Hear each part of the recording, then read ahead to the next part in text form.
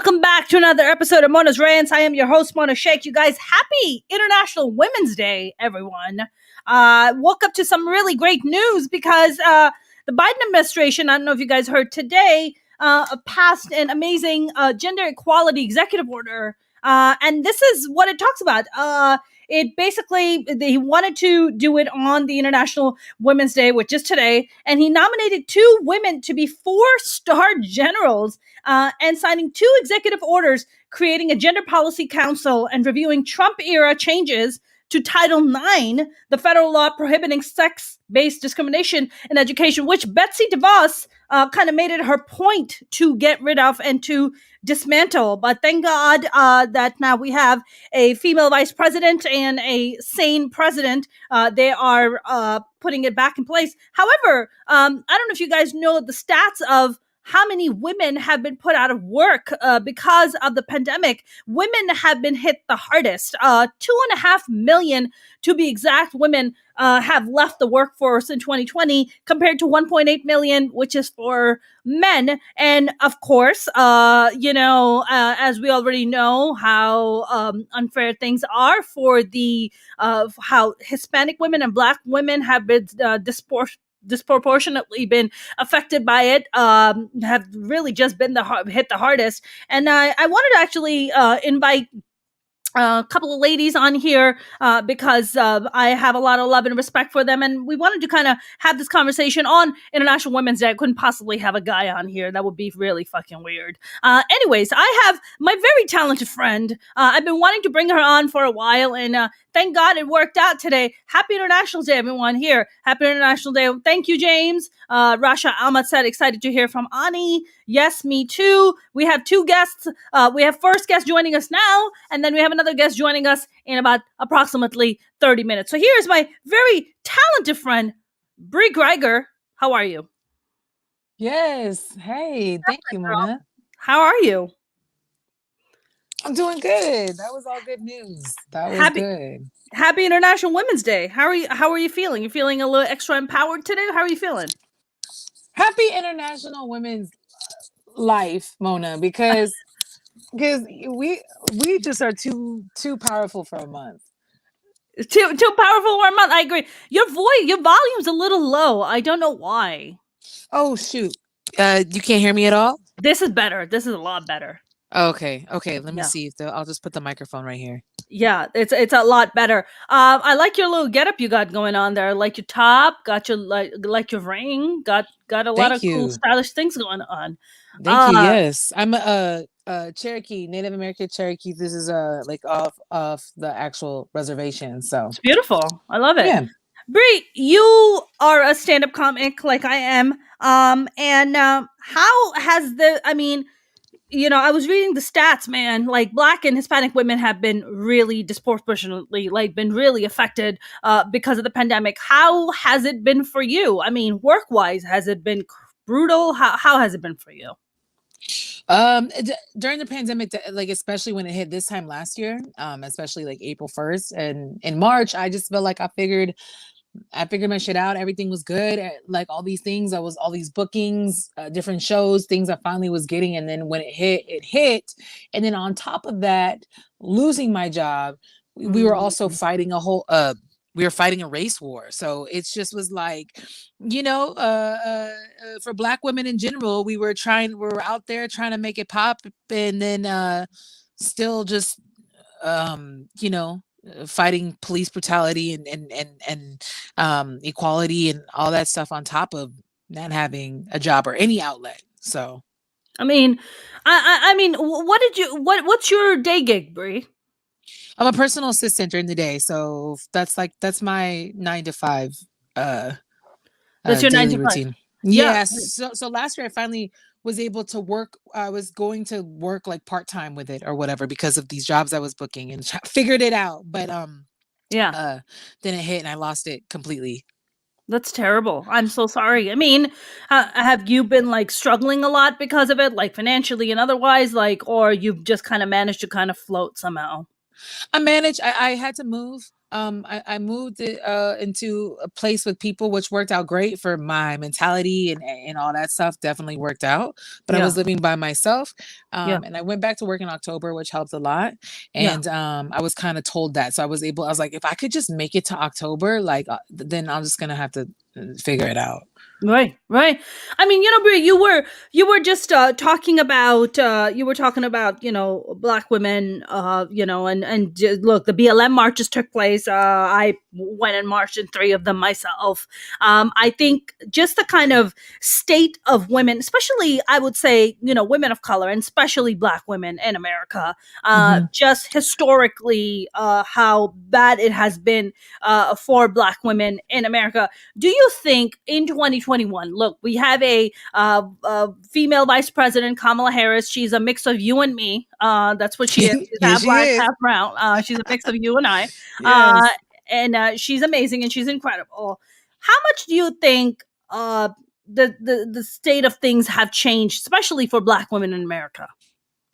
After Kamala being I mean, elected. Kamala's been only in the office for like 43 days along with Biden, but I'm just talking about just kind of in general. I was just say from the Obama era or just even the last 10 years. Like, do you see that there has been a shift where you're seeing more and more black female executives, black female entrepreneurs, black female, comedians and actresses like rising up and getting in powers of position? Definitely. There's definitely an increase. But if you look at the increase, it's still so new. There's still women that are being nominated, black women that are being nominated for their first Oscar as supporting role, the first black man to be in a Pixar movie, the first all brown cast for Disney and Asian cast, and it's still the first. We're seeing a lot of it, Right. but it's still the first. And I'm finally at a place where I think people are seeing it. Everyone's Hmm. seeing it now, so I'm almost embarrassed for Pixar. I'm almost embarrassed for these people, as opposed to me. It used to be a group of black girls, watching the Oscars and enjoying the fact that we were witnessing, the first of it, but also um, looking at it like, oh my God, this is going to be a really big challenge. If this is the first of that, like, we still have, just kind of being overwhelmed by it and still trying to congratulate, anybody that, reached that level, but still feeling like, um, kind of lost, if that makes sense. Yeah, you know what it is, Brie. When I look at the black community, especially in the entertainment business, I know the conversations that happen in the South Asian blogs, right, in the South Asian Facebook groups, especially among women, that we look up to the black community. We say, "Wow, like look at the black community; they really have it together. They support each other. They're really together." Look at Tyler Perry, amazing stuff he's done. Is that I mean, what is your? I mean, you're a black woman in the industry. What is your? This is me as an outsider looking in. What is your experience? Um, I I think with the world stopping last year, I think we had to look outside of our race in different ways, like reach out to our brown sisters and stuff, Yeah, and all talk about stuff. Like, we were all talking, when was the first time you were called the N-word, or when did this happen? And we're talking, telling these stories, and I had remembered a story I had told my friend. This white girl called my friend's hijab a rag, and I beat the fuck out of this girl, and what? it was sophomore year in high school, and I never told that story because I was so embarrassed that I let that happen or whatever. And I Yeah. told my brown and black friends, and they were like, "Girl, yeah, like, yes, like, I wish, hell yeah." They were like, "You got footage?" And I just posted a white girl doing this to this I gotta send you this video. I just posted it on my Instagram, and I was like, "Yo, I did this when I was, when I was a kid. I like I stood up for this girl that was being bullied for her job." And uh anyways, it just helped in general. My Asian friends were talking about different times they were discriminated.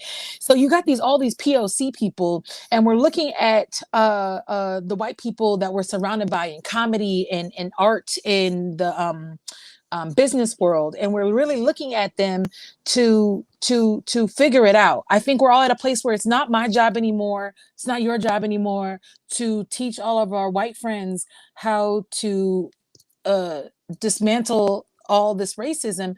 Is their job, and they have all the tools, it's all there, and we've all experienced it, and but in general, I'm thinking about how we've all had to come together as we're marching. When you marched, did you look up, you saw like we were marching through like Latina homes and Hispanic homes and stuff, and they had their fist up or whatever. And for whatever reason, it was about the Black race, but it was also like about all of us. Right. Because you'd march one day and the next day you found out this Mexican 19-year-old security guard was shot. It didn't stop. So that's right. So yeah, I feel like connected to all the POC now, to the women. We're talking about these things that it was embarrassing for me to talk about a time I stood up for my friend. And I didn't, I'm almost 30. That's 15 years of me thinking that way. And then me not speaking up for the next time that could have happened, Yeah. I mean, Bri, can you move your mic closer to your mouth? Sure. There it is. So much better. Yeah. No, Kuro's asking me where's Ani. Ani's going to be joining us in a little bit. Thank you for sharing that story. I love stories like that, mainly because, look, I'm not a violent person. I don't like that kind of violence where people are beating and hitting each other or stuff, but sometimes that is the only way to get the point across. And I get it. I totally get it. Man, I feel, one of the most powerful things I saw that came out of BLM is this truck driver in Pakistan, like some small city in Pakistan. He's a truck driver. He painted George Floyd's image on his truck, right? And wrote in Urdu, right? I can't breathe.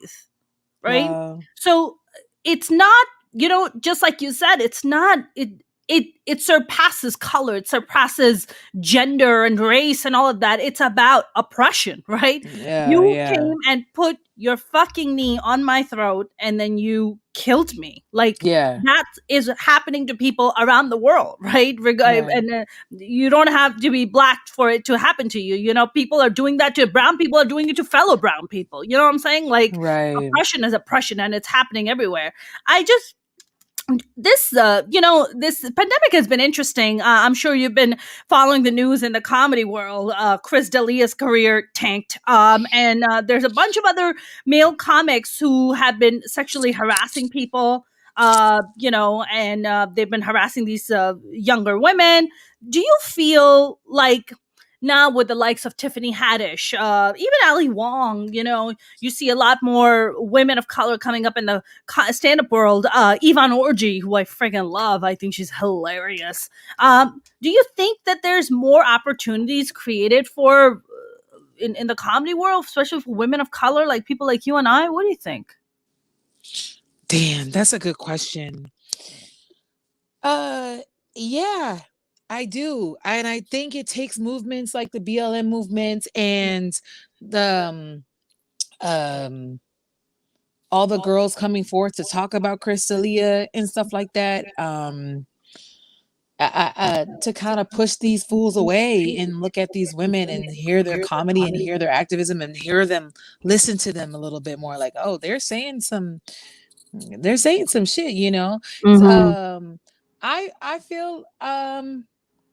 I feel like there's two extra girls on an all boy white male flannel lineup. You mean the hipster lineup, Bri? Yes, Mona, the lineups, like the whole ass comedy store lineups of, and not the whole, because your shows were always diverse and wonderful. But I'm saying like, thanks. But there's like two extra of us now, as opposed to being the only girl, the only brown girl. Sure. I think so. Yeah, it could be better. There's this is a good plug. I'm blanking on the name, but an all Black owned women's comedy club opened up in LA. Instead of, it took over Pretty Funny Women, which was Lisa Sunstead. hers, she sold it to this Black woman who's a comedian, Amazing. and it opens up in a few weeks. So yes, it has moved. Like, Is it the Comedy Chateau? no. I saw that though. That just opened up too. Okay, but that's different. That's different. Yeah, that is Yeah, different. yeah. So My thing is, Bri, my show, Minority Reports, when I started, I remember going to the Comedy Store, going to the bookers, and like auditioning for them, and just like killing and all that. But honestly, like I wasn't gonna get the breaks, that to become a to become a paid regular at the Comedy Store, right? right. That wasn't in the cards for me. So that's why I launched Minority Reports, and I really kind of make it a point to showcase as many, to give really voice to the voiceless, right? That has Mhm. been if you ask me what is the purpose of my life, in many ways it really is that. It is just Yeah. creating platforms for folks that who are not going to get breaks, who are not going to be given platforms just because they don't fit a certain mold, or they don't fit a certain thing. I mean, Yeah. Bri, for you, like, when you go online, I mean, have you toured around the country at all? How has that been for you at all? I have, yeah, I have toured. I was mainly in New York and Florida, and did some stuff in Texas, and then San Fran and stuff like that. How has it been to me in terms of being a woman or a Black woman, Yeah, in terms of being a woman, in terms of being a Black woman, because oh Alex yeah, Long talked about this, and I talk about it too, about the fact that touring for a guy is very different than touring for women. It's very different for us. We have yeah, creepy dudes who are trying to follow us back to our room. We have creepy dudes who are trying to get our number, and it's like, "What are you doing later, baby?" Like we don't have freaking groupies hanging out looking for us. yeah, yeah, definitely. I would love, a few hoes outside, like the Chris D'Elia always had hoes, and I guess was just, I'm like, dude, this guy talked about his dick getting stuck in the door for 30 minutes. What am I doing wrong? But Jesus. I noticed at comedy clubs, being Your pushed back voice. for oh Yes. Your voice. for being pushed back is what I'm talking about in New York. I want to say I'm maybe it's Broadway. I'm trying to think of what club it was at.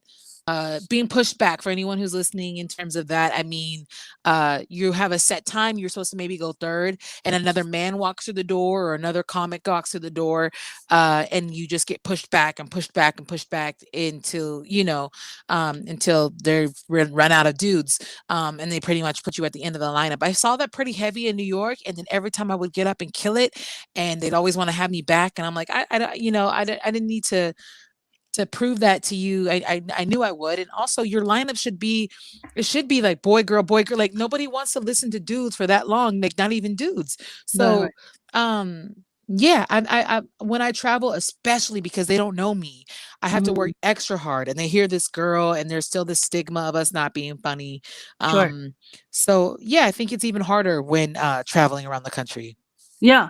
Brie, do you think that a lot of times, I'll tell you, in my personal experience, I have done some shows with South Asian male comics, booking them, and they they can be pretty sexist towards you. Have you experienced it among doing like black shows where the producer's a black male and you go up, and do you experience that kind of misogyny within your yeah, I guess within your own kind of community? Um, I I honestly want to say not as much. I want to Okay. say not as much from a Black man than a white man at a comedy club, Interesting. because yeah, and if it is a Black show where there is a Black man putting you on or up, they're usually in charge of inviting you, so they know, um yeah, that's cool to look at. I've never looked at that. I'm thinking of like the last three Black men I've worked with, Sure. and how they introduced me, and how it was from the moment I got there, and I felt homey. I would say in the acting world that might be different, but I would say Hmm. in comedy, yeah, I haven't experienced that.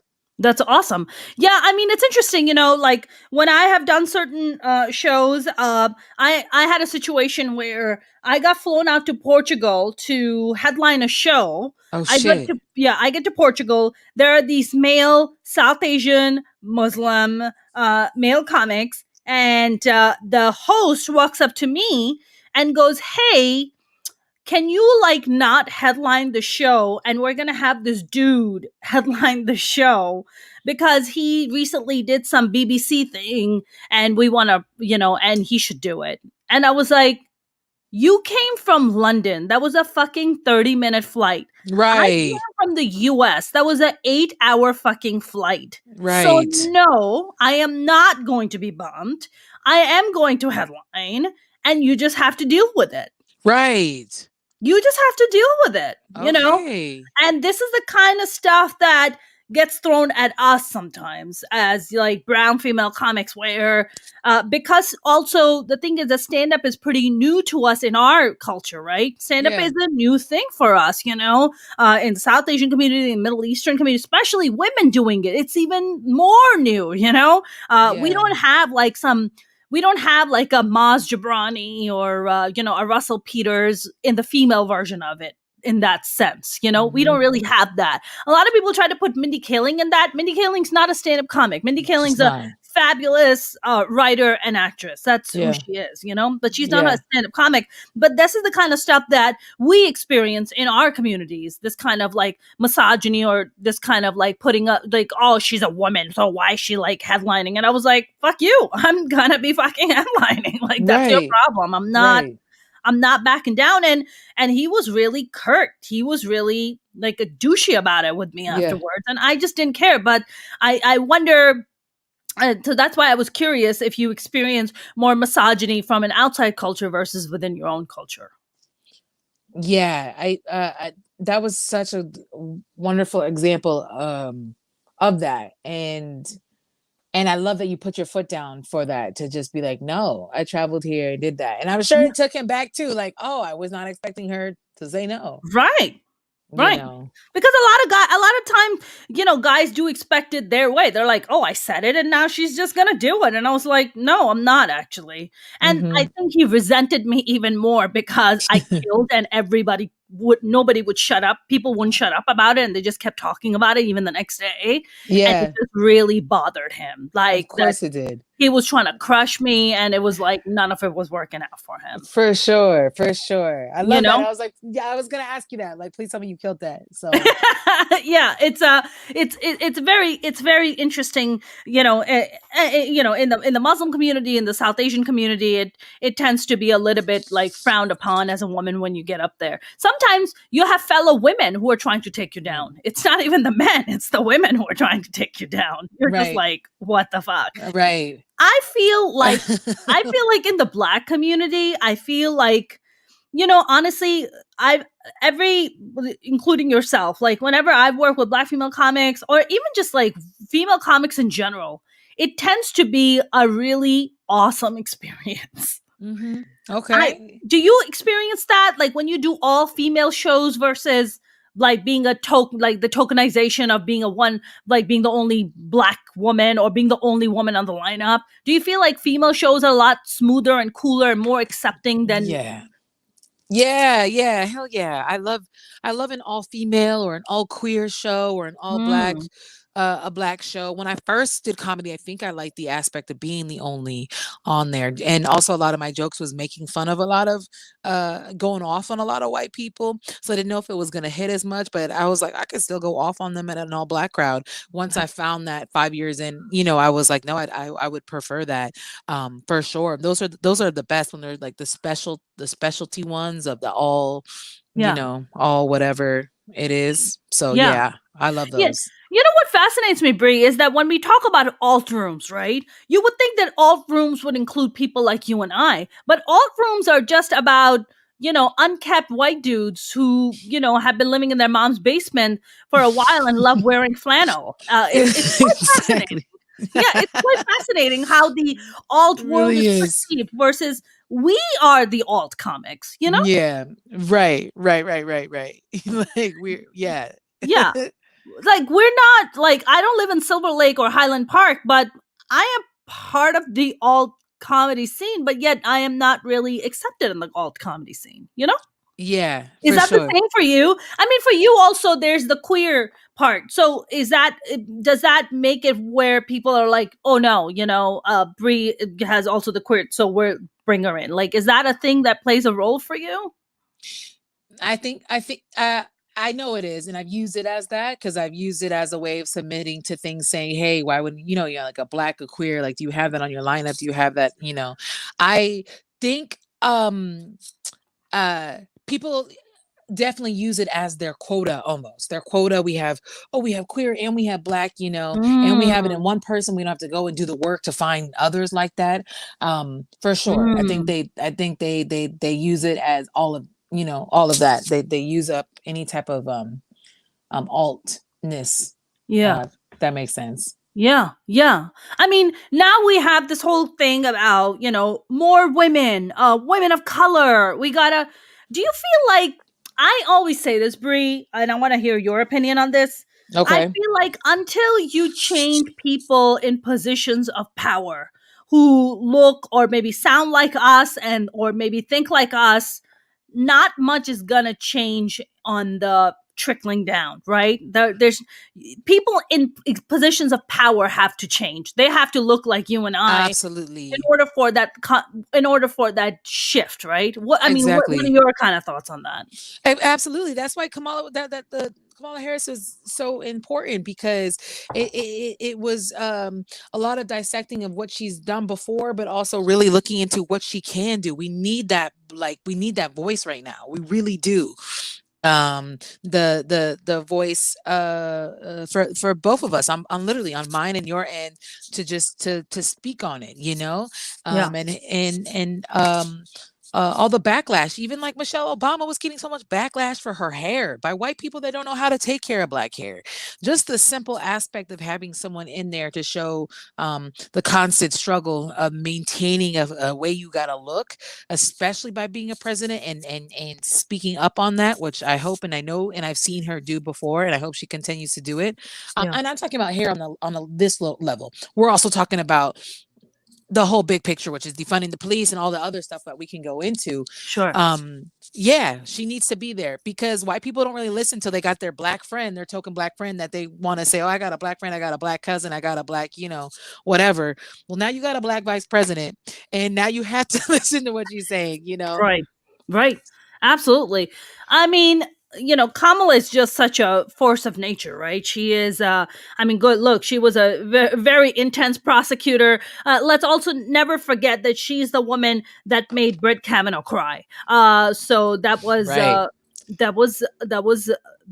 poetic, is what it Right. was. When I saw it, I Absolutely. was like, yo, this is some poetic stuff happening right here. I Yes. legit Yes. loved it so damn. Um, Man, did you hear about Biden's gender equality executive order that he signed today? Having, I mean, look, two of the four generals are now women. I mean, that's pretty powerful. I mean, did you read about it, or do you know about it, or? Well, when you told me about it, yeah, then I'm, looking up into it now. And also, like, think about, like, everybody should be on every headline or news. That should be everywhere, and it's not. So that's already, like, you have people moving in forward with us, but you still have, like, media and other things, like, not seeing that as equal enough to make the front page of everything. Breaking news, Apple News, whatever. You don't see that as that. It's such a step forward in the right direction, that it's so wonderful. But it's like, I'm ashamed. I'm a bad I'm a bad gay for not knowing as much as I know about it. Other than my first hearing it from you, but yeah, don't tell my gay friends if they're watching this. The girls, there's always like some type of gay thing I don't know, Yeah, and I always find out the hard way. You know what I mean? They'll find like a different term. yeah, They're like, yeah, yeah, you lip dog turned, and I'm like, what the hell? But it's great, but I'm upset that it's not everywhere.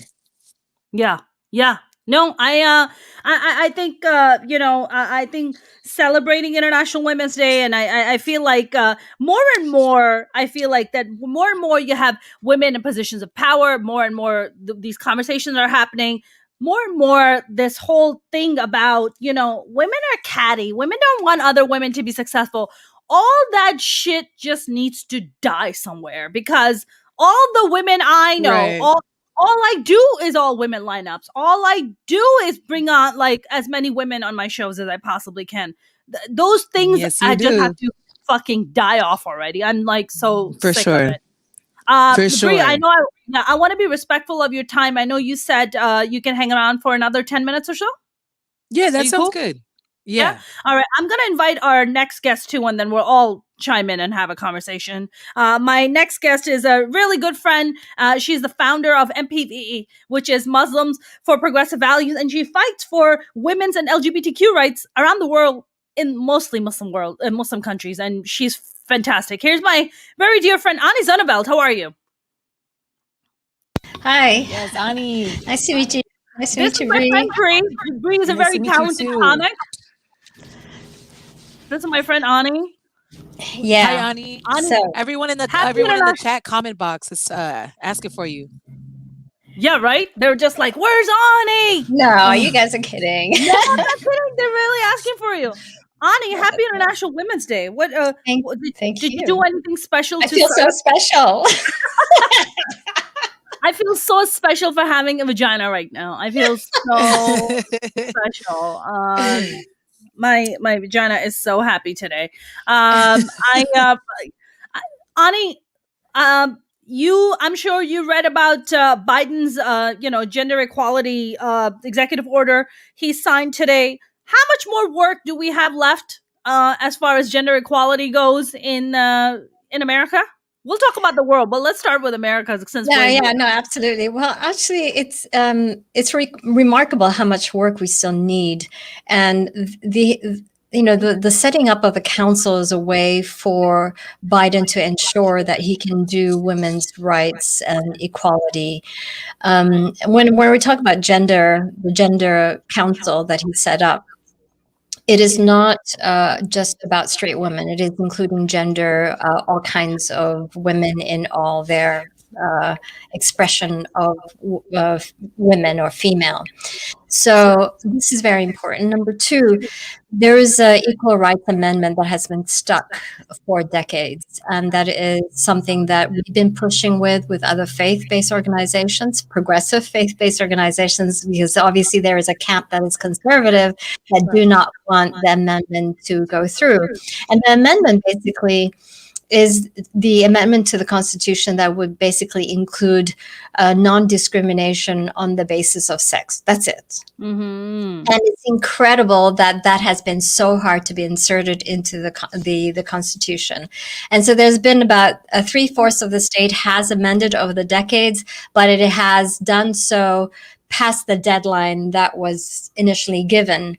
And so there is a vote that's happening in the House next week on the 15th that will basically scratch the deadline, and that will therefore open the door for the actual amendment to take place. So there's all the technicalities that's going on. So, but because that's still kind of like hanging, it's not a done deal.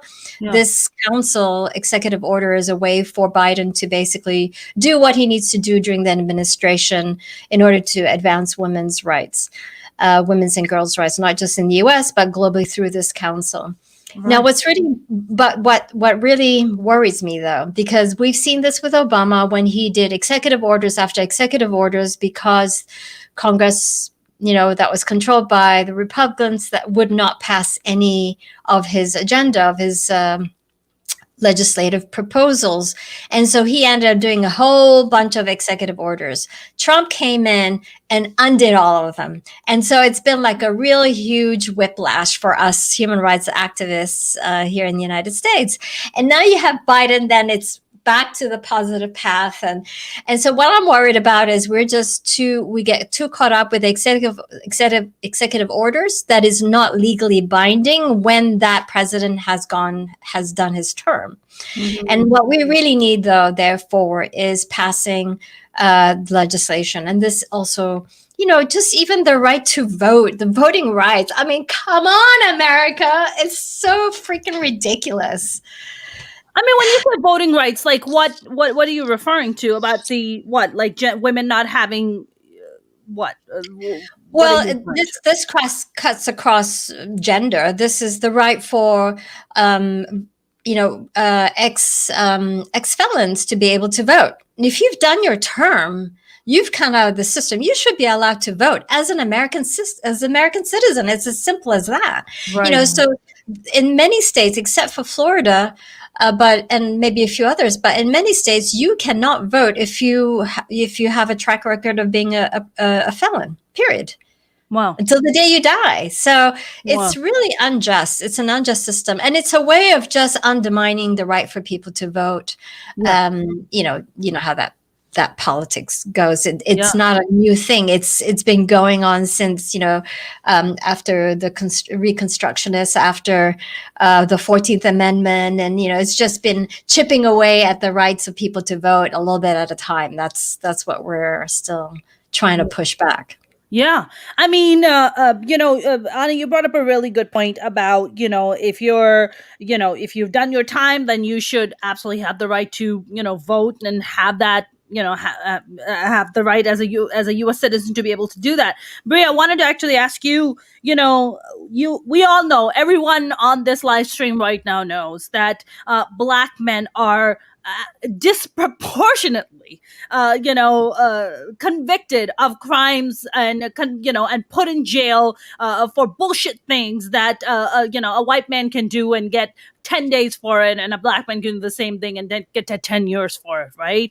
I mean, Bri, what are your kind of thoughts about that kind of legislation changing when it comes to dealing with, you have Black men who are in prison for getting high. I can't fucking imagine that. I get high every fucking night. What are they going to do? Break through my door and fucking throw my ass in prison? What the fuck? Right. You know, Bri? Yeah. And I love how Ani said about how once they've served the time, it should be fair game to a reset, which is, That's right. But unfortunately it's even harder. You're still a criminal legally on record. Same with, and that goes all the way back from the slave trade. Even when the slaves were set free, they were still labeled as slaves, and they still were, Black, and it was just as hard for them to do anything. And so that's why then they label us as 3/5 of a person, which I feel like still is some of that has the mentality in the court system. The whole police system was based off of the Ku Klux Klan in terms of and different race organizations that were pretty much, that's why they call it the Ku Klux Cops, because it was still based off of some of their ideas and their mindset, which is to think of anything less of white or darker than white is already committing a crime, which is it's scary to say. These police are out here, they're training for like 3 months. I've trained to be a bartender longer. They're literally not trained to look at a Black person and see them as this person, as seeing it as like, oh, this person's making a mistake right now, let me fix it. They're automatically a human being. Yeah. Right. Yeah. So I just Yeah. I mean, it's really crazy and it's really heartbreaking. Ani, Yeah. you are such a big advocate, and you have been with MPV, with Muslims for Progressive Values. Today is International Women's Day. I mean, you and I have talked about this a gajillion times about the struggle for Muslim women to have equality in Muslim countries, right? Muslim women get more equal rights in Western nations that we do in our own, countries of origin, which is sad and heartbreaking. I don't know, Ani, how is the state of women in Muslim countries? Is it getting better? Are we going back? Do we have to put the fucking burqa on? What the fuck is going on? It's been two steps forward, one step backward. It's just been very challenging, and especially during the COVID time. But I've been working in Kenya, and so they have a Sharia religious court there. And in the last year, I've been partnering with a local partner there and the religious court in reforming it and making it more women's rights compliant. And so we're actually doing a panel for at the United Nations. There's something called the Commission on the Status of Women, which is an annual conference that the UN hosts every year during this time. And unfortunately, it's just going to be virtual for the most part. But we're going to be having a panel that is where I will be hosting our local partner and the religious leader and a Sharia religious, a woman lawyer. And we're going to be talking about women's rights to marriage and divorce, and also women's rights to inheritance. And so these are some of the sort of the work that I'm doing in reforming within the community as a Muslim myself, right? So, there are pockets of improvements and pockets of mindsets changing, because at the end of the day, laws can be changed. And what needs to happen is for the society's mindset to be on board with human rights for everyone. Exactly. Because at the end of the day, people vote for representatives, and I've said this on your show, I'm sure, Mona, that people vote for representatives that reflect their values. And that's why we got Trump, because there was enough people that we shared his freaking values, which is really shocking. Yes. So at the end of the day, the hard work is how do we get and change the mindsets of the population where they reflect human rights themselves. And so therefore they will be voting for representatives that then legislate egalitarian values for all citizens, right? And so that's the kind of work. But I like doing that work because I'm in the field. I like to play football with the kids. I mean, soccer with the kids, and so I like my partners a lot. So I really miss not traveling to Africa or to Burundi, which is another country that I work in for like 5 years now, and in Kenya. So I really miss that human interaction. So I'm really looking forward to post COVID-19 to get back in the field, and also that it's that personal connection when you meet with people. Yeah, they look at you face to face and they can say, "Oh, this is a person that I can work with, that I trust."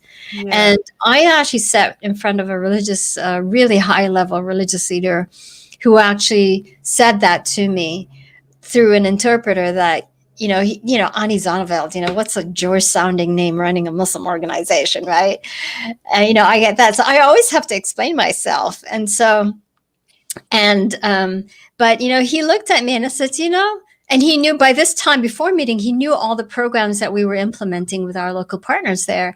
And he looked at me and says, you have that light in your eyes and I really trust you.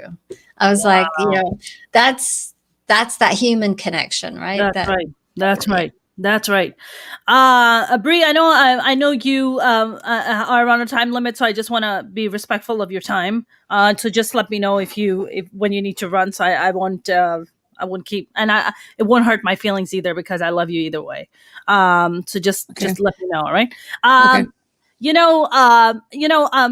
This is something for both of you ladies. I don't know if you guys recently heard, but Qatar is prepping for the next Olympics, I believe they are, and 2,000 migrant workers have already died trying to build football. the stadium. You're talking about the World Cup. World Cup, rather, sorry. And 2,000 migrant workers have already died just trying to build a stadium, and of course they don't give a shit. So the German, did you know that the stadium from up looks like a vagina? Listen, you make what you're craving. You know what I'm saying? You're like, for sure. You gotta die for it.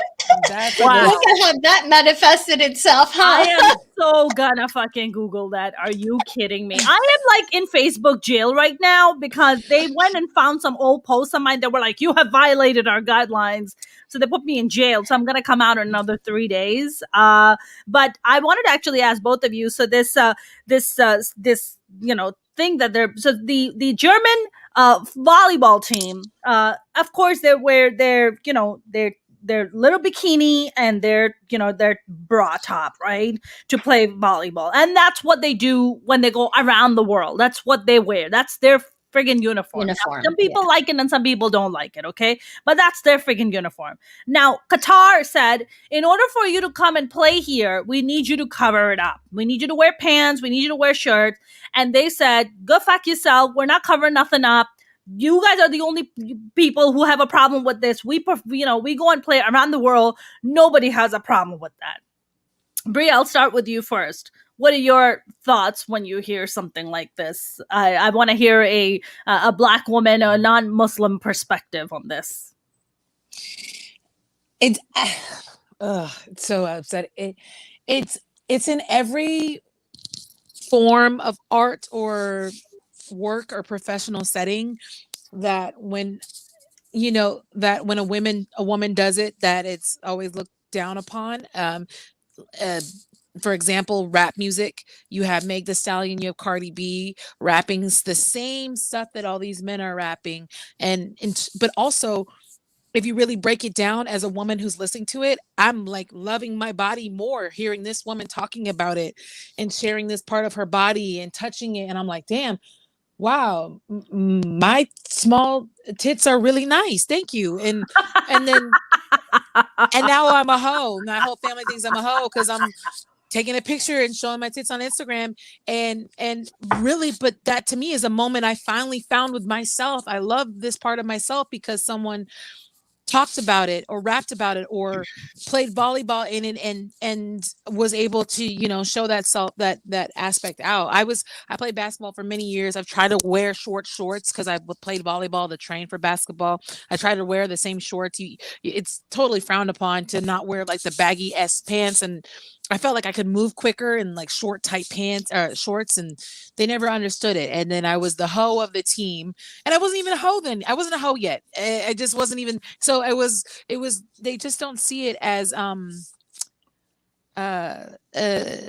they see it in the male perspective, and that's it through across the board for all of it.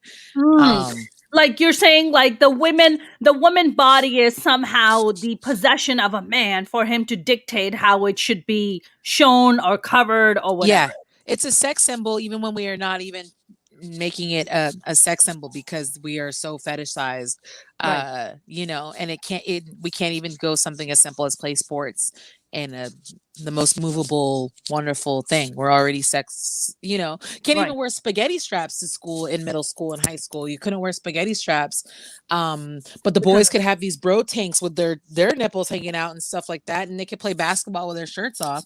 We couldn't even wear spaghetti straps. That was my big thing growing up. It was and I still would wear them. I would just try to wear it or whatever, and they'd give me this like gross shirt to put over it and call my mom. My mom was just like, like, she's gonna keep doing it. I don't know what you want. And so Yeah. no, That's fair. Ani, what about you? What are your thoughts as a Muslim woman when you hear? I mean, you and I have talked a great deal about the Khalij countries, which is your Saudi Arabia, your Qatar, your Kuwait. I mean, I was pissed off when I heard about it. But what about you? Well, it's really interesting how these countries, they are wanting to play the international game, but at the same, so hosting these international events, etc., and they are trying to impose their own particular culture. And now, if they were going to say, our Qatari women are not going to dress like that, then that's fine. Yeah. But I think if they are to impose it onto others, that's not their uniform or their culture for that matter. That's right. Then that's kind of like the problem, right? But I think it's this, but then, we're sitting here in the West, and I get accused a lot as a Muslim organization that works on the international fora of being, you're just a Western puppet, right? But at the same time, so I understand where they're coming from, but I do think that they use the international platform to, how do I say this, to really permeate to influence their particularities into the larger population, international population, in a way that to say that, no, what you're doing is not normal. What we want is respect of the women's body, blah, blah, blah.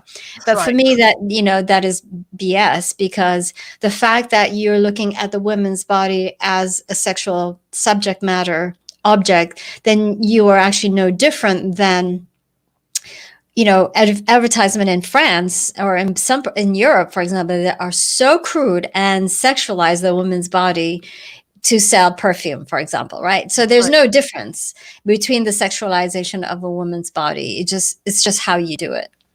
Right. Yeah. Right. Bri, I know you have to run, so thank you very much for joining us, my friend. I appreciate your input, and I appreciate you taking the time to talk to us on International Women's Day. Happy International Women's Life, y'all. Thank you, Ani, for all Take care, Bri. Nice to meet you. Thanks. Talk to you soon. Right. Take care. Bye. Bye. Bye. Man, Ani, one of the things that the Qatari, their spokespeople were coming out and saying is that we need respect for our culture. And I'm like, why does the respect only go one way? Why isn't respect both ways, right? When Muslim women come to Western nations, they're not told that they have to dress the Western way. They can dress however the hell they want. Like you and I, nobody's ever walked up to us and like, why, you are not allowed to dress as a Muslim woman or like in your Muslim garb. Nobody's ever said that to us because it's freedom of religion and it's freedom of expression. So nobody's ever said that. But somehow when you reverse it, they always make it about respect. Well, it's respect for our culture. Okay, well, what about respect for the other person's culture that is coming in as your guest? Yeah. So the thing that I bang my head up against is oftentimes that there's this lack of, the mindset lacks any concept or understanding of religious freedom or freedom of expression. And that's just the society that it is. And unfortunately, Malaysia, for example, my home country, the country of my birth, that's also become that as well. And Pakistani women are feisty when it comes to fighting back, their particular freedom of expression and freedom to dress however they want and to say whatever they want. They're just incredibly powerful. And, you have Tunisian women, there are pockets of Muslim women who are just incredibly brave, for speaking up and for standing against the patriarchy.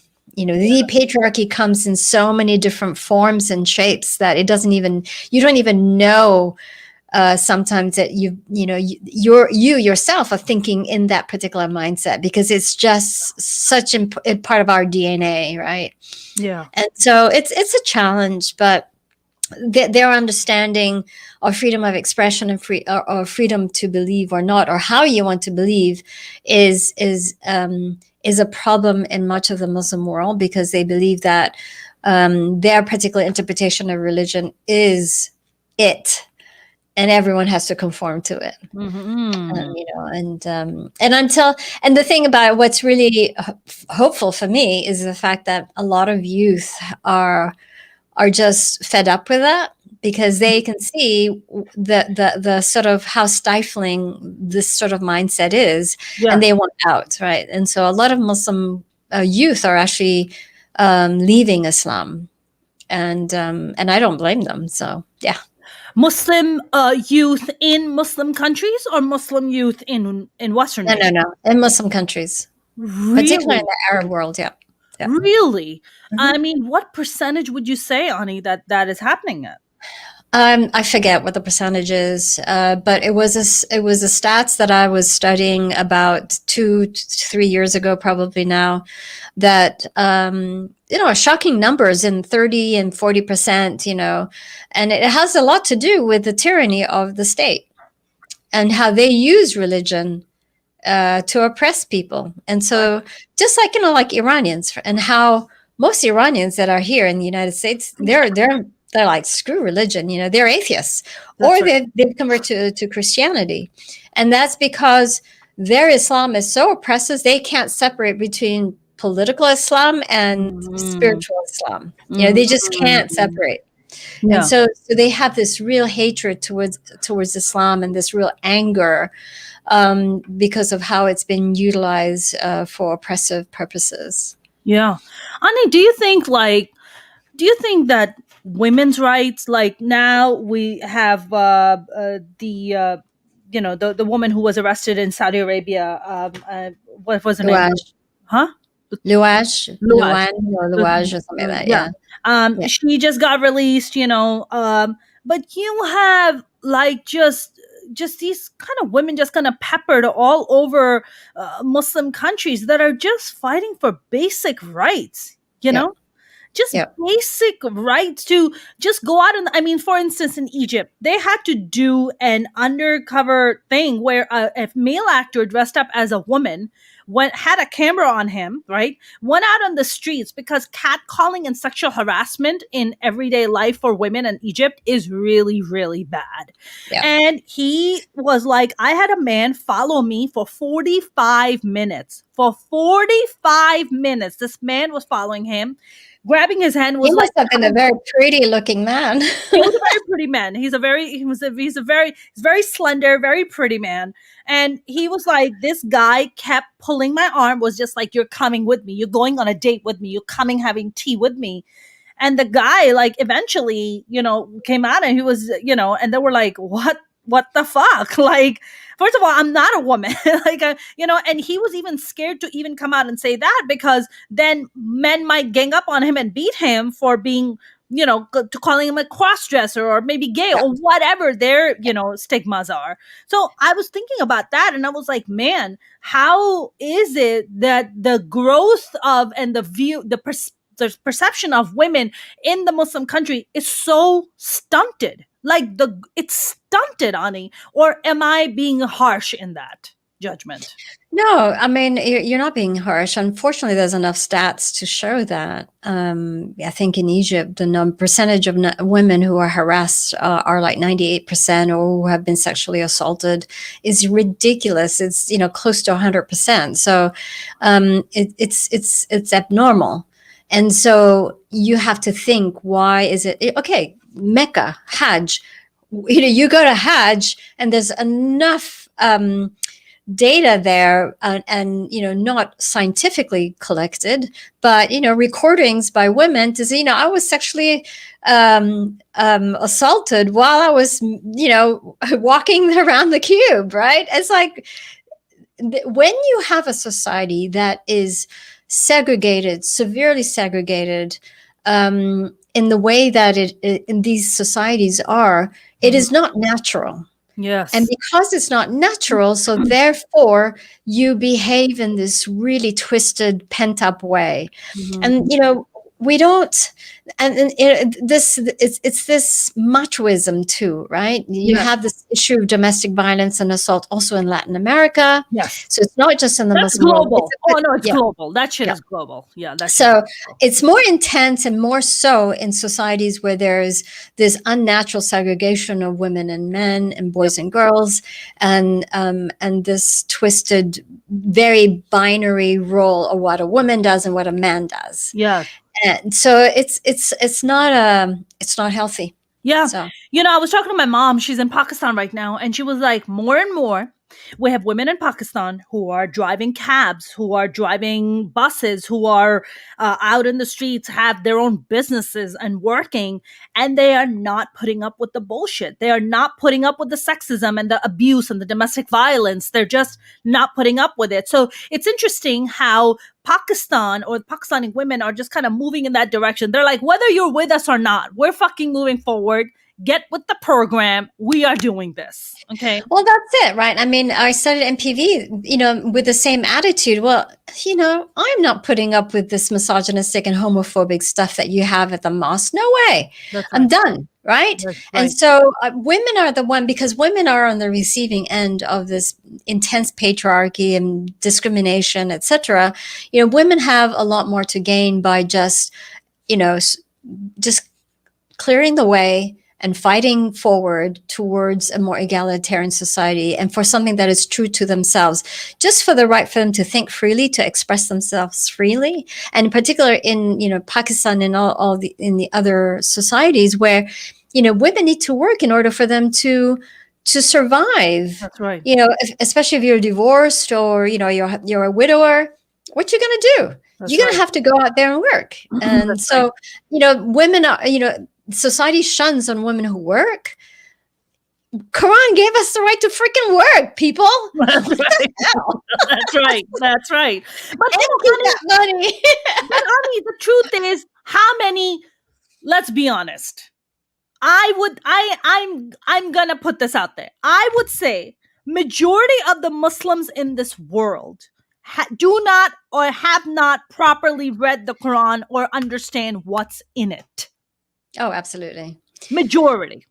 Yeah. They go by whatever their mullahs say when they go to their sexist, their homophobic mosques, where they're preaching this kind of this kind of level of hate and prejudice. And they're like, yeah, that's right. That's the word of Quran. And it's like, no, that's not the word of Quran.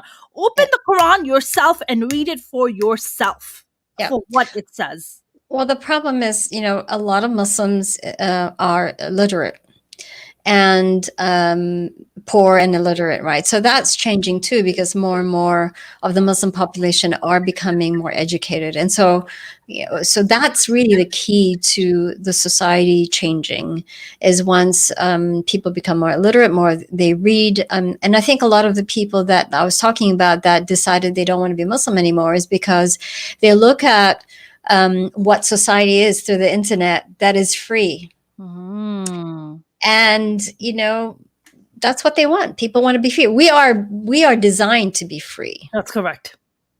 Period. That's correct. And we've been given that right in the Quran to be free, to believe or not to believe, even without prejudice and without, punishment. And so all this nonsense about heaven and hell and how you have to stand, walk that line, otherwise you're going to hell. All that is done just to use the language of religion to control your citizen. And this is not just a Muslim problem. This is, Catholicism and all kinds of religions, even in today's 100%. Society, right? 100%. 100%. James has a question here. He said, if someone leaves Islam, do they have to do this in secret in the Muslim countries? Yes, they do. I actually met a Baha'i in Tunisia. He came to one of the events I was holding about women's rights in Islam, and he wanted to have a private conversation. And his name was Muhammad. And I said to him, so you're Baha'i, but your name is still Muhammad? It says, yeah, I'm not changing it. And then he said, and I asked him, does his family know, you're open to, do you share this information? And no, it's like, he's very secretive about it. Even his family doesn't know about it. So, and this is a country, Tunisia is, freedom of religion is constitutional. That means freedom of conscience is your right, and even in this particular country where that is your right, there is a lot of fear because the society is not there. So you may have, like I said, you may have all these laws, but people always break laws if you don't subscribe to it. Like in America a few years ago, we had a case of FGM, even though it's illegal to do that in the United States. Child marriage, forced marriage is still happening in our society, even though it's frowned on, right? So that's right.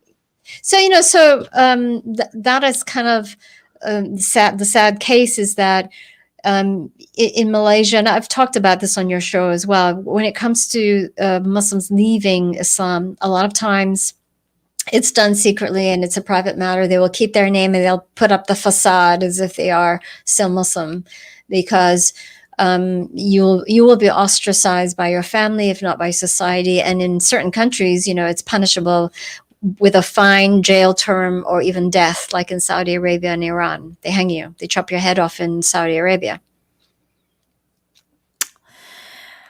My goodness. So my work is to defend a Muslim to believe or not. Right. and to do that by using the Quran. And that's what makes our work very different. Kuro said, what was the one thing? He said, mainstream Islam is based on hadith and ijma. He said, consensus to the mullahs. And then he said, one of the arguments used by those who didn't want it approved was the draft. This is going back to the bikini.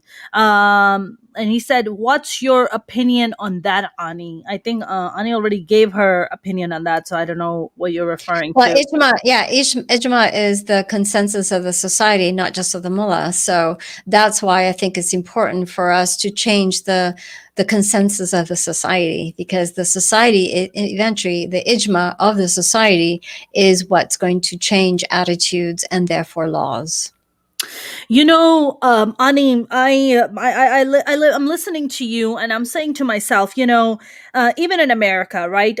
People forget that President Obama at one point was also against gay marriage, and the only reason that he changed his opinion on it was because the consensus of the general public was let gays get married. Okay, I mean, it's none of our business. You know, people are two people are in love, regardless of their gender or whatever. Let them get married. Who cares? Like, you know, some people are like, I don't want gay people to get married. So then don't get gay married. Then go get straight married. Right. Nobody's Yeah.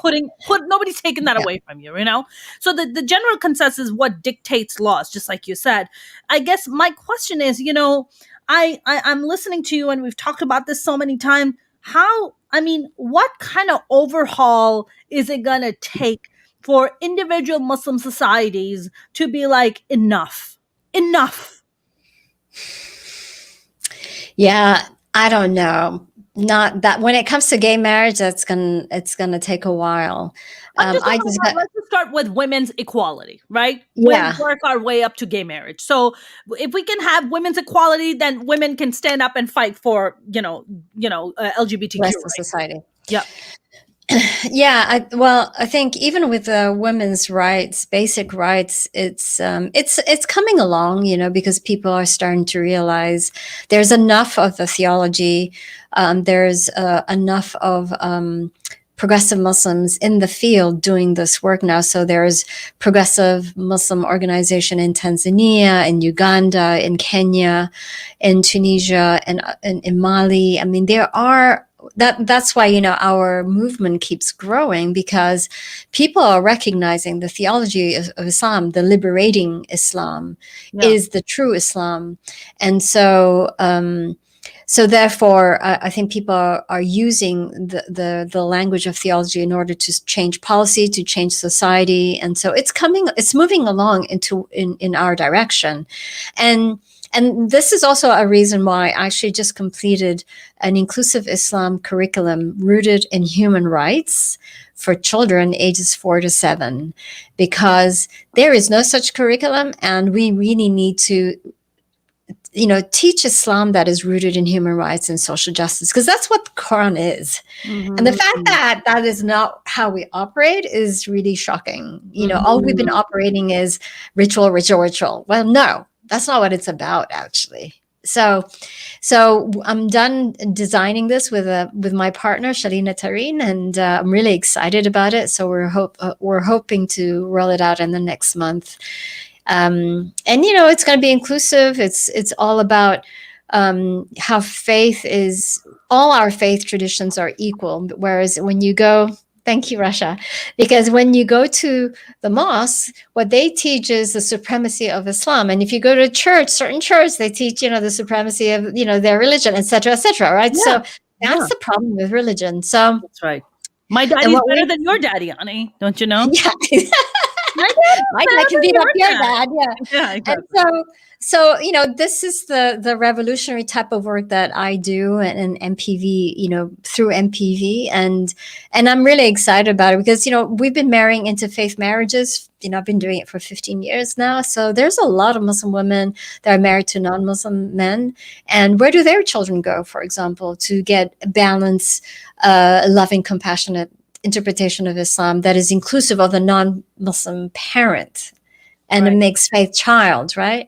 And where do parents of same-sex parents go for an Islamic education? You know, so it's so needed, particularly in the West. Yeah. Mm-hmm. Kuro said the amendment for women equality was not approved, allegedly, was because many were scared they would be forced on the draft. Okay. Russia said Saudi Arabia is trying to reform so they can appeal to the West. Yeah. I believe Western pressure could work. Yes. Saudi Arabia is just pretending to modernize 100%. It really is just a facade. They're trying to sanitize their image. Right. Because, they're trying to cater to their American friends. They're trying to cater to their European friends. Like, look, we're so cool. It's the moolah, baby. It's Not all that kind money. of moolah. It's the moolah, not the mullahs in the mosque, but the moolah. Yeah, that's what it. I mean, that's really. All I mean, money. Ani, right now, as we stand, United States holds the highest number of oil reserves in the world. Right, we have now control of the rest of the oil in the world. Saudi Thanks to Arabia. Obama. Thanks to Obama. Now we are in a very powerful position, right? We have a lot of leverage. Once Saudi Arabia runs out of oil, don't you think we're just going to toss them over to the side like an ex-girlfriend? Oh, absolutely. I mean, what does Saudi Arabia have as a backup plan? I mean, they better get with the program because they're running out of oil. That's why they're doing these reforms, supposed reforms. And I think they've had this rule where women can drive, but I don't know if some of your audience know, but for a woman to actually apply for a driver's license, it costs a lot more than the men. Just saying. For a guy, it's like $10, and for a woman, it's like $100,000. There you go. So it's so ridiculous. And we have a friend, Raif Badawi, who's still sitting in jail. And so their reforms are just is a bit of a farcity, but that is the regime, right? But I do know Saudis who are just incredible human beings and who are just so liberal and enlightened. But so I think we need to separate the Saudi kingdom, the regime, from its people, and obviously we have to be mindful of that. So yeah, I just have to say that I don't want to be hating on all Saudis, right? I just want to make sure. I mean, like, my problem is not with the Saudi people. My problem is with the Saudi government, right? Yeah. The issue is always with the governments, not with the people. Unless there are individuals doing horrific things, and that's especially when they're not elected government, and especially after they chop up journalists into pieces, and it's like. Shouldn't be. No, it's appalling. I mean, even the Western, European, supposedly very human rights, visionary and feminist, policy. They, some of these European countries, they have a feminist foreign policy, they call it. But so you can't really be a feminist if you're still, rubbing your elbows with the Saudis, and attending their economic conferences, as a way of soliciting funds and hedge funds and all that, right? So, yeah. Ani, do you think they have to be kind of? Do you think in order for the they're monarchies, but in order for the monarchies to eventually kind of graduate into a democratic society, do you think they have to almost be like baby or kind of handle with like kid gloves to be like, all right, come on, now this is where we're headed. Okay, come on, we're not going to be too harsh for you. I don't believe that they will ever be a democratic society. It's like China. It's China is a communist regime that is authoritarian, and Saudi Arabia is going to be an authoritarian government, but in the form of a monarch. They're not going to give it. It's not going to change unless something happens. Ever, Ani? Well, never say never, but I don't think in my lifetime. No. James said, if some communities evolve, Islam and other remain traditional, wouldn't that cause a schism since there is no single authority of the entire religion like the Roman Catholic Pope? Right. I think that is the struggle, and it's a struggle not just in Muslim societies or between the religious and the non-religious. I mean, we are seeing that struggle. We saw that struggle, that schism in Europe, and the secular tradition and culture won that cultural war. In the United States, we are still going through that war. So you have the religious and the white supremacists who are framing it as a religious, the white nationalists, right? They are using the language of Christianity. And you have the rest of America that is secular, spiritual maybe, but still secular in the sense of the separation of religion and state. Right. So that's the cultural war we are going through right now, and that has been going for some, that has been ramping up, particularly after Obama, but more so, particularly with marriage equality, with women's reproductive rights. And with Black Lives Matter also inserted into the mix, et cetera, et cetera. Now, it's really important to note, it's not binary. This is really important for everyone to pay attention to, because some of the people that during the insurrection, January 6th, they were not all white supremacists, because actually some of the leaders of like some of these groups are led by brown people. So there is a particular mindset that and I don't think, I'm not a psychologist, and so people still trying to figure out what is it, right? What is the common denominator between all of this? And then when you look at the Muslim vote of Trump, more Muslims, and I think I've said this on your show too, is that more Muslims voted for Trump the second time around than the first time around. And when asked, why did you vote for Trump? They said, well, I don't, I'm scared of the BLM movement, and I don't like the gay agenda. Wow. So it's not that clear cut. It's really about society. You have, for me, I look at it as just the inclusive worldview camp, and there's an exclusive worldview camp. And that's the cultural war that's happening. Mm-hmm. You have atheists who are very exclusive too. So I'm not saying just because you're atheist, you're cool. No, there are some atheists that are just as intolerant and no better than the right wing and the white nationalists. Well, wouldn't you say communist China is atheist? I mean, they don't believe in religion. That's what they're doing. That's why they're putting Muslims in concentration camps. They're just like, you pledge allegiance to the country, not to a faith. Yeah, no, exactly. Not only to a country, but also to the prime minister.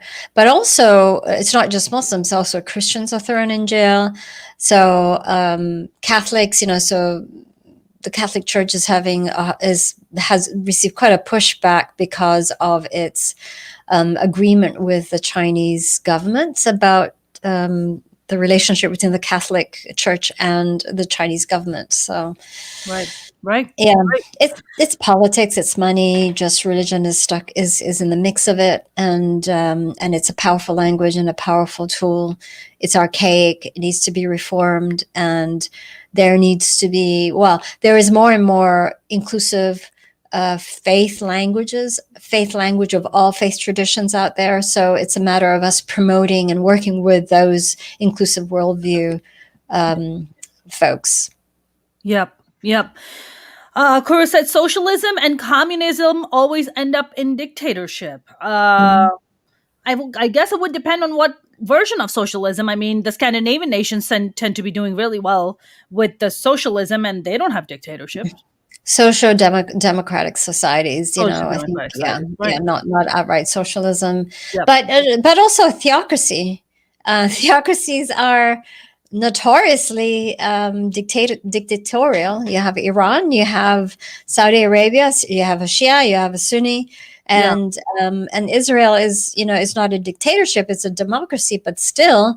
As far as I'm concerned, it's a theocracy, and how it's discriminated against anyone that is not Orthodox Judaism is remarkable. That it still, is touted as the democratic society when it's not.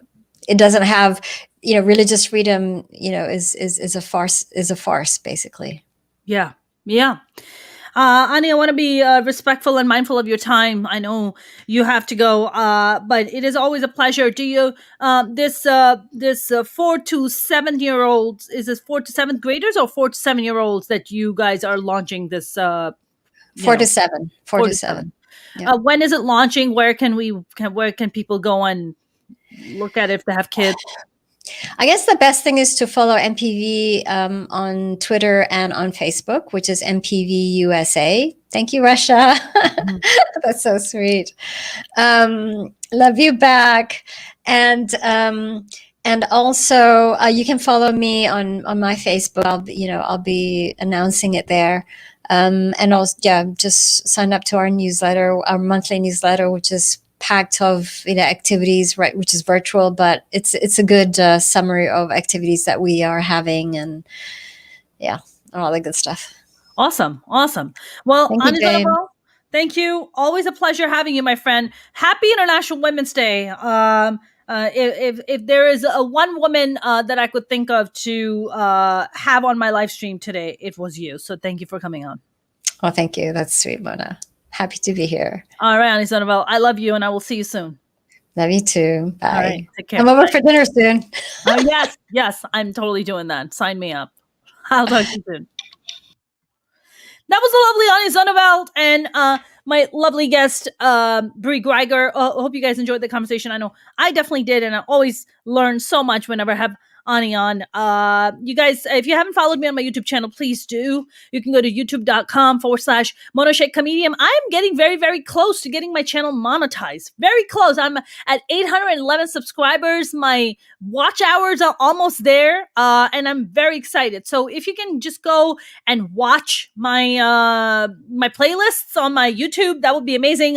Mona's Rants you can watch. You can watch my comedy there. You can watch Minority Report's podcast there. It would mean the world to me, and you can subscribe there, and you can also follow me on Facebook and TikTok at Mona Shaikh Comedian, and Instagram and Twitter at Mona's Comedy. You guys, I will be back with a brand new guest tomorrow. Rasha said, thank you, Mona, first time here. Thank you very much. Thank you, Rasha. Thank you for watching. I hope you will come back and watch more of our shows. I live stream 5 days a week and bring on awesome guests like my friend Ani Zonneveld. You guys have a good evening. Stay safe out there. Wear your masks and get vaccinated if you can. Have a good